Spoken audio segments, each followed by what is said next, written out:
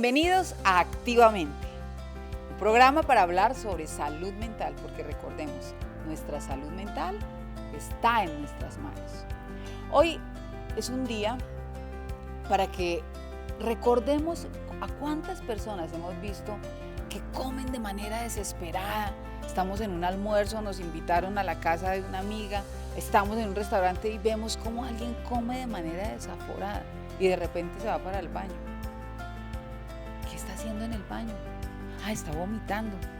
¿Y por qué está vomitando? Y empieza a hacer de manera reiterativa. Pero hay otras personas que de repente empiezan a no comer nada. No, a mí ¿tiene agua? Prefiero, pero es que es hora de almorzar. No, almuerzo más tarde y al final no almuerzan. O hay personas que de manera excesiva hacen ejercicio y entonces yo tengo que hacer ejercicio en la mañana, tengo que hacer ejercicio al mediodía, tengo que hacer ejercicio en la tarde, pero adicional a ello, prefiero tomarme una bebida a almorzar. ¿Será que en medio de todo esto hay algunos trastornos? Pues de eso vamos a hablar hoy, de trastornos alimenticios, de bulimia, de anorexia y de vigorexia. Vamos a preguntarle a la gente en la calle si saben qué es un trastorno alimenticio, si saben qué es vigorexia, si saben qué es bulimia y si saben qué es anorexia. Miremos qué dice la gente en la calle.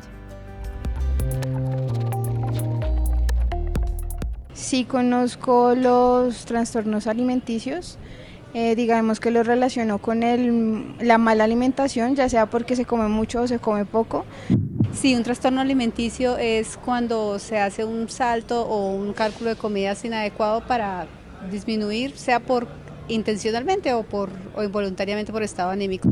El trastorno alimenticio, según lo que entiendo, es cuando una persona debido a problemas mentales, ya sea situaciones que influyan negativamente en la persona, pues esto hace que no coma, no se alimente bien. Para hablar de estos temas, pues nos acompaña una experta, la doctora Ana Izaza, psiquiatra, profesora de la Universidad del Rosario. Bienvenida, doctora Ana. Muchísimas gracias a ustedes y a ti por invitarme. Bueno, hoy vamos a hablar de los trastornos alimenticios. La bulimia, la anorexia, la vigorexia, pero existen muchos más trastornos alimenticios, solo son esos. ¿Es una moda? ¿Es algo que se puede controlar fácil? ¿Qué son esos trastornos, doctora? Bueno, los trastornos de la conducta alimentaria son muchísimos. ¿Por qué? Porque están asociados precisamente a situaciones en donde yo quiero hacer un control particular de mi comida porque tengo problemas con mi corporalidad, pero también tengo unos patrones inadecuados sobre el perfeccionismo. Entonces, los más comunes son esos tres que acabas de nombrar, que son la anorexia, el trastorno de la bulimia y obviamente la vigorexia, que es un exceso de ejercicio para aumentar de masa muscular y por eso también se está empezando a presentar en los hombres o para verme muy fit, entre comillas. O sea que estos trastornos eran más de mujeres. Era mucho más frecuente entre mujeres. Ahora, con las dietas keto, paleo, etcétera, y con muchas otras dietas que se están empezando a presentar, también se están empezando a ver en los hombres, pero no solamente con temas de homosexualidad o con temas de vernos bien, sino también con temas de que quiero verme más grande, me quiero ver más marcado, quiero verme, digamos que más musculoso, y esto obviamente también se ha convertido en un problema, especialmente para hombres jóvenes y adolescentes. Bueno, es decir que aquí, cuando yo tengo un problema de bulimia o de algún trastorno alimenticio, ¿estoy tendiendo a ser perfecta? Sí, ese es el problema real que hay detrás. Primero, tengo una disfunción de lo que yo veo y lo que realmente estoy percibiendo de mi cuerpo, o sea, tengo una transformación de lo que yo proyecto de mi imagen corporal y mi cuerpo, pero adicionalmente quiero ser perfecto. O sea, cuando yo estoy en el espejo, entonces me miro al espejo y digo, qué horrible soy, estoy muy gorda, pero ¿qué hago con esto? y en realidad estoy flaca. Sí, Delgada, digo. eso es lo que pasa muchas veces. O por el contrario, me veo demasiado delgada y me quiero ver mucho más marcada o mucho más fuerte. Eso es lo que empieza a pasar, porque quiero tener cierto concepto de belleza que tengo incorporado en mi cerebro. O sea, cuando yo empiezo a tener este tipo de trastornos es porque tengo un estereotipo marcado. Entonces ese estereotipo que también la sociedad me ha vendido de perfección, de belleza, ¿no? Sí, es un estereotipo que me está marcando la sociedad, pero también me estoy marcando yo. Y a veces ese estereotipo me lo ha marcado mi círculo social y a veces mi familia. ¿Cuándo marca la familia? Cuando lo critican a uno y dice, uy, pero mire a ver si come menos, o está comiendo mucho, o deje alguito. Esos comentarios en ciertos momentos de la vida son fundamentales, pero también, por ejemplo, cuando tengo obesidad en la infancia y el médico me dice que tengo que bajar de peso, entonces me empiezan con dietas muy estrictas, o cuando mi familia tiene regímenes alimentarios muy estrictos como no como yemas, no como azúcares, no se come acá en esta familia gaseosas, no, porque todos esos no son prohibiciones extremas y empiezan a satanizar ciertos alimentos. Y cuando yo ya tengo una falsa creencia, porque creo yo que es una falsa creencia de los estereotipos, porque la belleza es dependiendo de cómo yo me acepte, ¿no? A mí misma, y soy bella, perfecta para mí, y empiezo a recuperar mi valor, ¿no? Entonces, ahí creo yo que hay una falsa creencia de un estereotipo, pero esa falsa creencia de ese estereotipo me está generando a mí un problema cuando quiero parecerme a ese, ¿no? Sí, o cuando adicionalmente yo quiero ser tanto como alguien, entonces yo empiezo a identificar, esta persona es muy bonita, pero adicionalmente es muy inteligente, pero adicional le va muy bien en el colegio. Todos estos, digamos que todas estas redes que normalmente se ven en redes sociales tienen un falso concepto de felicidad.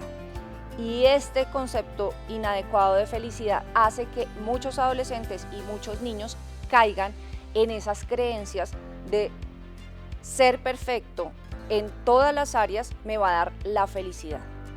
Bueno, vamos a mirar qué nos dicen los indicadores según la Organización Mundial de la Salud sobre los trastornos alimenticios. Miremos este ABC de los trastornos alimenticios.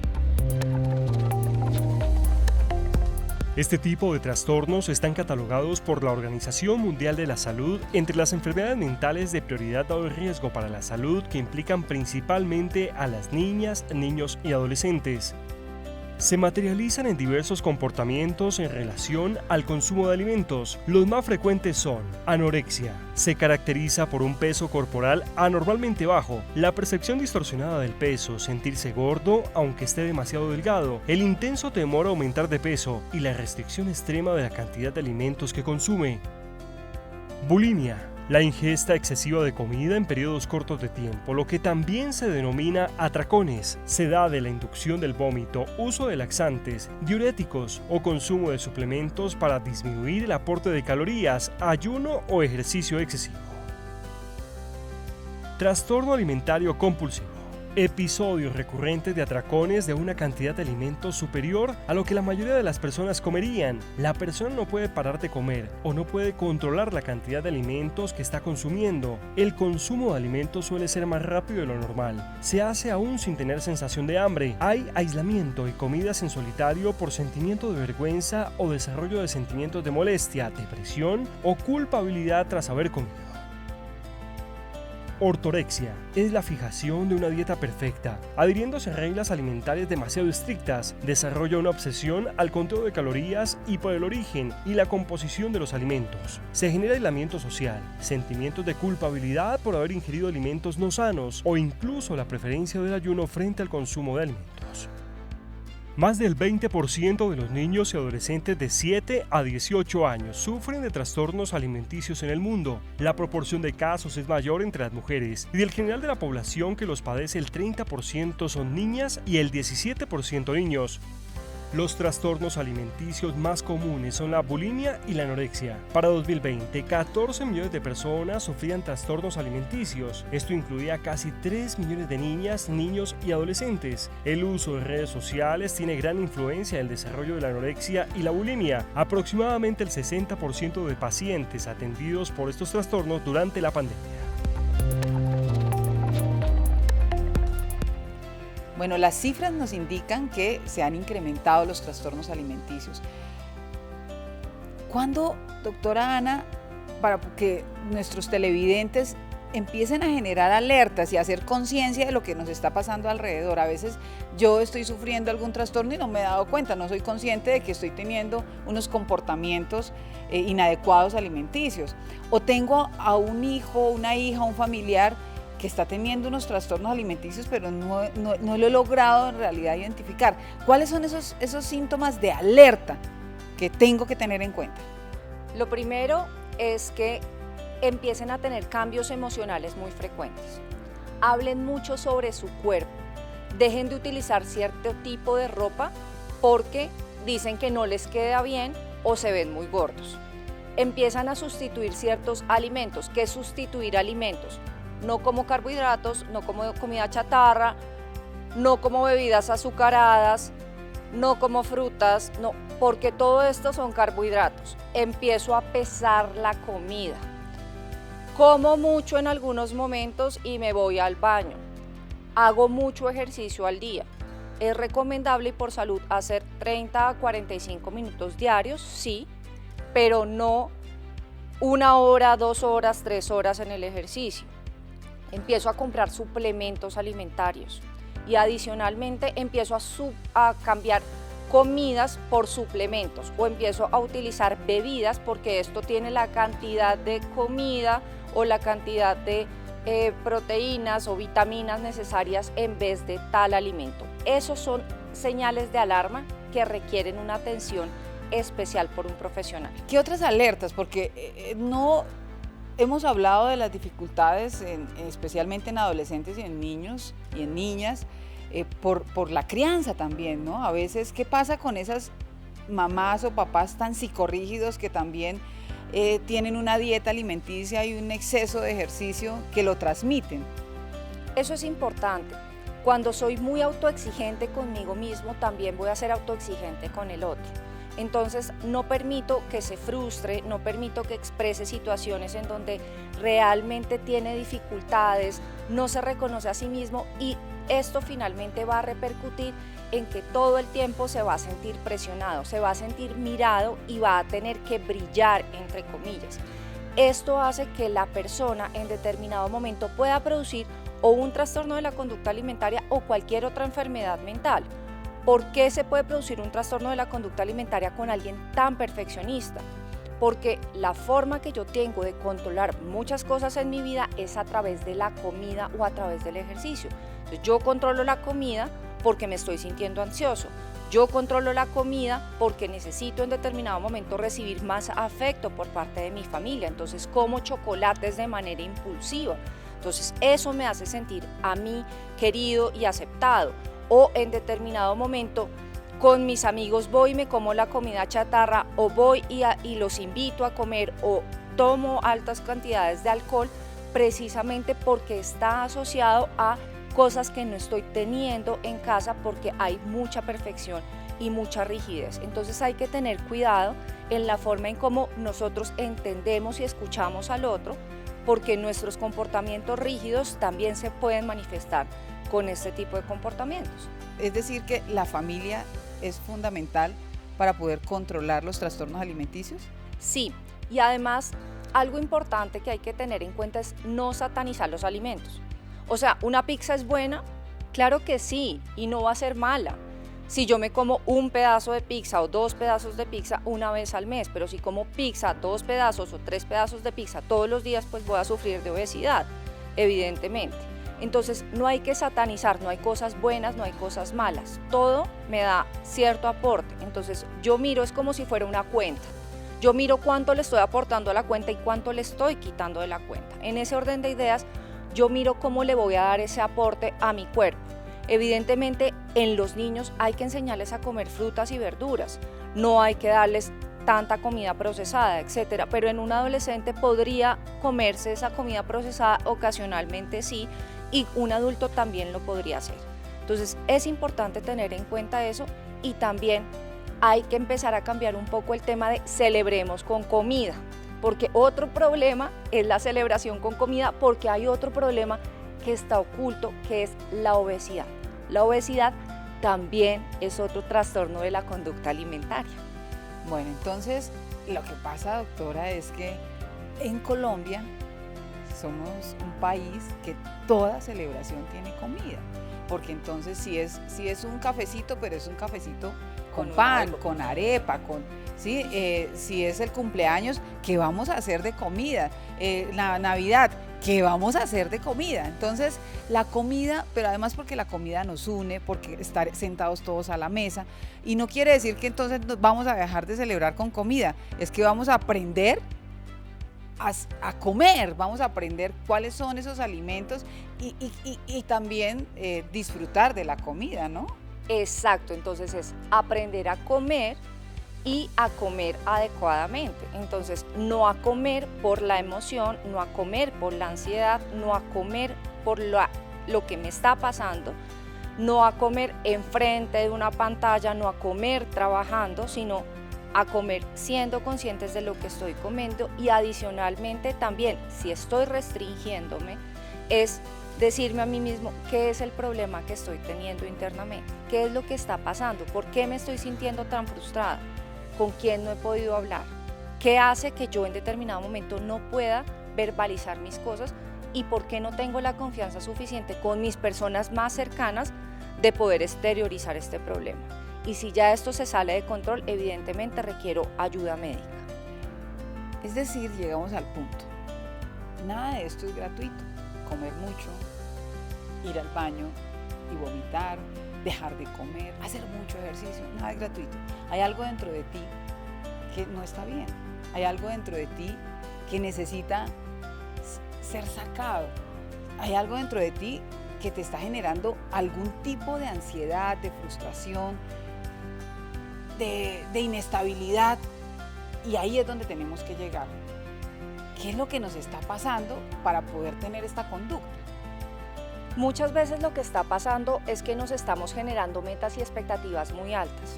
Tenemos un falso concepto de el éxito y de la felicidad. Entonces, éxito es tener dinero, tener poder, tener yates, tener viajes, y realmente eso no es el éxito. El éxito es individual.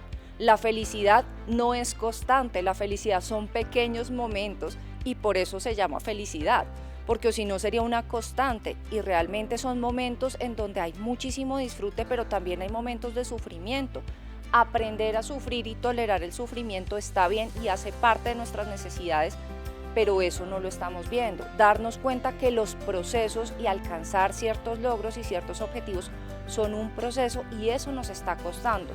O sea, mirar hacia adentro nos cuesta, pero también es importante reconocer que hay momentos en donde esto nos sobrepasa y se llama enfermedad, y los trastornos de la conducta alimentaria son una enfermedad. Bueno, vamos a conocer un caso de la vida real. Miremos.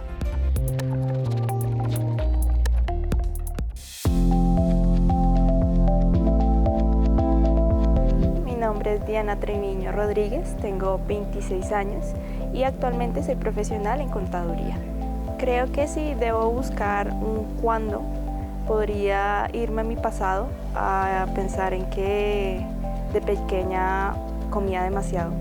Me encantaba, como todo niño, comer dulces, comer papas, comer paquetes, y lastimosamente mi mamá era todo lo contrario. Mi mamá era una persona muy esbelta, que le gustaba bastante el ejercicio, y a mi edad de 9 años empezó a compararme con mis compañeras. Empezó a hacerme sentir obesa frente a mis compañeras. Es por eso que a esa edad empezó a tener dietas en donde solo podía comer por colores. Usualmente era solo el color verde, hasta el punto de que el solo tomar agua me hacía sentir culpable, ya que sentía que me iba a engordar. La dieta sirvió hasta mis 13 años, ya que me quedé estancada en el mismo peso. y no me hacía sentir bien. Verme para mí en un espejo era una tortura completa. Por eso a mis 13 años fue mi primer vómito y empecé a tener estos episodios tan constantes que me empezaron a internar. Esto ocurrió desde mis 13 hasta mis 18 años, hasta que me diagnostican oficialmente con trastorno alimenticio de anorexia. Inicié un tratamiento psiquiátrico de manera individual, grupal y familiar. El tratamiento más complicado fue el tema familiar, ya que mi mamá al principio se negaba de que yo tenía alguna enfermedad, solo lo veía algo normal, algo que una niña se estaba cuidando para tener una figura perfecta, como ella le llamaba. Creo que lo que más me costó en su momento fue asimilar que mi mamá me trataba de ayudar de manera extrema. Creo que lo comencé a asimilar cuando pasaba mayor parte de mi tiempo en hospitales, cuando no podía ser una niña normal, cuando no podía tener amigos, cuando no podía asistir a mi colegio normal porque todo el tiempo quería vomitar, no podía tomar agua ni siquiera. Creo que más que todo lo asimilé en ese momento, cuando mi vida se convirtió en una sala de hospitales, sueros y comida intravenosa. Bueno, los síntomas físicos, más que todo, creo que es pérdida de peso, una pérdida de peso constante, una pérdida de peso sin límite. Yo creo que el tema psicológico es una autoestima muy baja. Personalmente yo no me podía ver a un espejo, no podía ver mi cuerpo completo, siempre me veía gorda, a pesar de que tuviera un peso saludable o ya extremadamente bajo, siempre tendía a verme obesa. Creo que también lo asimila mi ambiente familiar, se vuelve muy complicado tanto socializar con mi propia familia como socializar con mis compañeros. No pude tener una socialización normal en todos estos años hasta mis 18 años. También empiezo a sufrir ataques de ansiedad, de depresión, hasta el punto de llegar a intentos de suicidio, ya que ni un tratamiento, ni apoyo psicológico, ni psiquiátrico, ni grupal me ayudaba, o eso es lo que sentía en su momento, me ayudaba a sentirme bien conmigo misma. Adicional a esto, creo que el juego más duro, el enfrentamiento más duro que uno tiene es la sociedad. El enfrentarme a mi universidad cuando pude ir al menos unas que otras veces presenciales a clases cuando no estaba hospitalizada, que todo el mundo me preguntara que si estaba enferma, que si me sentía bien, que si mi aspecto pálido era que me iba a ocasionar algún desmayo o si no había dormido bien. Es de las cosas más duras que tú te enfrentas, porque si contigo mismo no te sientes bien y la sociedad ve el estigma de que tú tienes que ser perfectamente delgado para ser bello, es uno de los enfrentamientos más duros que uno tiene en todo su proceso de recuperación. Siempre hay una luz de esperanza y creo que para las personas que sufrimos de trastornos, nuestra luz es nuestro grupo familiar. Si tenemos parejas o tenemos hijos, nuestro grupo de pareja, de hijos, nuestros amigos más cercanos, siempre van a ser la luz de esperanza para nosotros. Ellos acompañados del grupo de profesionales que nos tienen que ayudar con todo este proceso, cada enfermera, cada médico que te trata, se hace indispensable en este proceso. Lo puedo decir desde mi experiencia personal. Creo que mi familia fue fundamental para poder yo hoy estarles contando esta historia. Creo que cuando mi mamá tanto que se negaba de afrontar la enfermedad que yo tenía, pero al ver cómo yo estaba sufriendo en cada clínica y en mi último intento de suicidio a mis 15 años, creo que fue un despertar para todos, tanto para ella como para mí. El apoyo de ella fue fundamental para yo poder salir de esto, para yo querer vivir la vida que hoy en día tengo. Lo más importante de esto, y creo que en mi caso, fue el aprender a pedir ayuda. Creo que siempre hay una luz si todo se encuentra a tiempo, si la ayuda llega a tiempo. Y pedir ayuda no te hace débil o no te hace loco, te hace humano. Y es normal querer pedir ayuda cuando tú quieres vivir, cuando te aferras a la esperanza de vida que tienes por delante.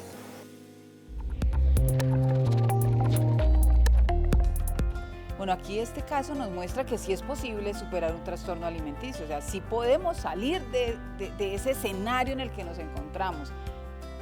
¿Cuáles son esas estrategias o esos tips o qué tenemos que hacer?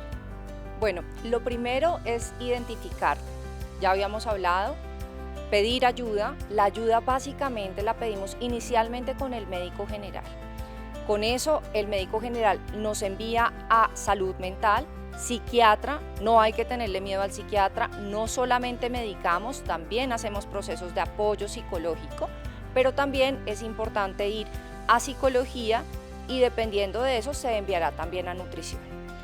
Esta nutrición y este proceso de psicología apoya también al proceso de familia, da unas orientaciones y algunas recomendaciones también en casa y por último, pues finalmente vamos a tener, digamos que un apoyo mucho mayor en algunas áreas específicamente. A veces necesitamos apoyo también en los colegios, apoyo dentro de la pareja y apoyo en algunos amigos y eso se hace en algunas terapias grupales que tienen ciertos centros específicos de los trastornos de la conducta alimentaria. Es decir que no nos quedemos quietos, no nos quedemos quietas. Si sentimos que necesitamos ayuda, pues pidamos ayuda. No nos dé pena, es normal no saber manejar a veces una emoción. Es normal a veces involucrarnos en algún trastorno, en alguna alteración, es normal. Pero lo que no puede ser normal y no podemos seguir aceptando es no hacer nada. Pidamos ayuda. Para eso tenemos las diferentes líneas de atención, tenemos rutas de atención para que podamos salir de esa situación que nos está acabando con la vida y a veces con nuestro disfrute. Así que bueno, doctora, podríamos seguir hablando aquí de este tipo de trastornos, pero se nos agotó el tiempo. Yo quisiera que le diera un mensaje a todos los televidentes que tenemos que cambiar esa falsa creencia de que ir al psiquiatra es porque estamos locos. Y yo he estado tratando de decir en todas partes que la salud mental es el mejor estado de bienestar para poder decidir nuestra vida, definir nuestro proyecto de vida, saber qué hacer para tomar decisiones, saber transmitir amor y recibir amor, tener la facilidad de superar los problemas a través del diálogo, encontrar alternativas y esa salud mental la podemos lograr teniendo un equilibrio entre el cuerpo y la mente. Así que me gustaría que le diera un mensaje a todos los televidentes de que le perdamos miedo a ir al psiquiatra. No tengan miedo. La salud mental hace parte del cuerpo. Por eso hay que ir al médico, que es un psiquiatra, y nosotros también podemos descartar situaciones físicas que pueden estar afectando la forma en cómo piensas y cómo te relacionas con los demás. Ok. No tengan miedo. La salud mental requiere una valoración por un médico que es un psiquiatra, que evalúa los síntomas físicos también que pueden afectar tu cerebro y la forma en cómo estás interpretando el mundo y relacionándote con los demás. Entonces hay que ir al psiquiatra, no te preocupes y probablemente te vas a sentir mejor cuando lo hagas y cuando aceptes que te está pasando algo. Es decir, perdámosle el miedo. La salud mental es lo mejor que nos puede pasar a nosotros, a nuestra familia y al país. El país necesita una adecuada salud mental para salir de todos los líos de manera pacífica, para que acabemos con la violencia, para que podamos tener una verdadera paz total. Recuerden, nuestra salud mental está en nuestras manos.